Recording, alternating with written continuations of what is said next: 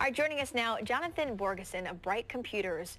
Talking about the Rochester Security Summit, which is happening next week, and the right to privacy, balancing your privacy, balancing security. I think we kind of are inundated every day with, make sure your privacy, make sure you have your security. And I think sometimes we're like, how do we do that?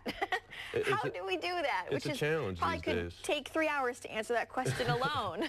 Well, there's two different ways of looking at it. There's kind of corporate America and how to keep that information private and secure. Also, as well as everyday people. The more the world changes, the more technology comes advancing, more people spend more time on the internet, which leaves them more vulnerable. There are many different ways of doing it, and again, the approach is kind of similar to corporate America and the end users.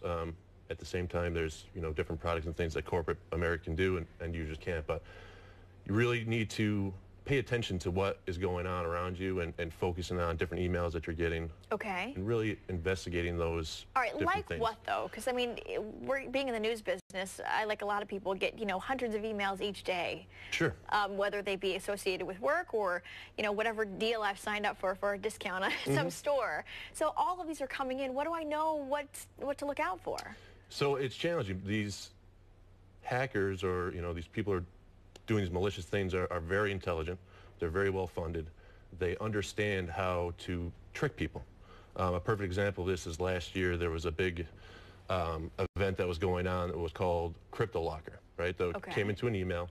Email looked legitimate. It could have been from your payroll company or it could have been from your company, which it looked like, and it had an attachment. It would ask you to open up that attachment for more information. Okay. If you really looked at the link of where it was coming from, it would have matched the normal domain of where that would have been sent.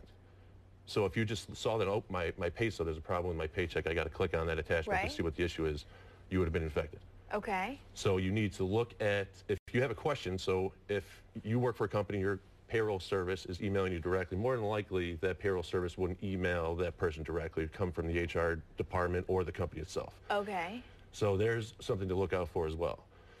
If you have a suspicion at all, do not open that attachment. Call your company and say, am I supposed to be getting this pay stub? Is there an issue with my pay stub before opening that attachment? Because that extra 30 seconds that it will take to make that phone call will save you a very large headache and save you a lot of time in the long run. Absolutely.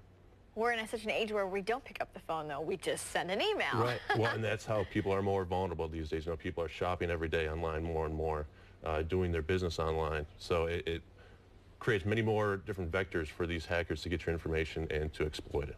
You mentioned that, and it's totally true because you're afraid of opening something that's infected, but then sometimes the boss will be like, well, didn't you get XYZ email? And I'm like, I don't know what to open and what not to open anymore. So, there are certain things that you can do to educate yourselves. There are companies out there that provide tests, essentially, that a lot of companies in the area are providing to their employees to kind of rate you on your security knowledge, right? Okay. So it'll be a test of 10 questions that have different emails in that test.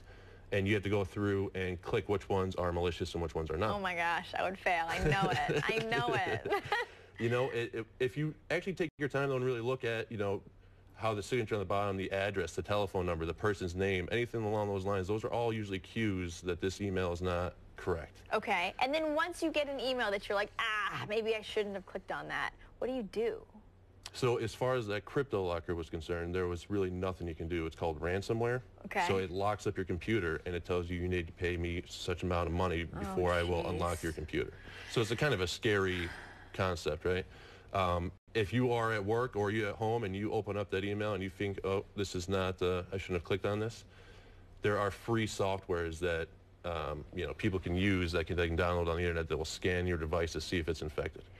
Can I come to this seminar you're doing next week? I feel like I need to. Quickly, we get 15 seconds, when, where, all that jazz. Yep, so it's going to be October 6th and 7th next week at the Hyatt Regency.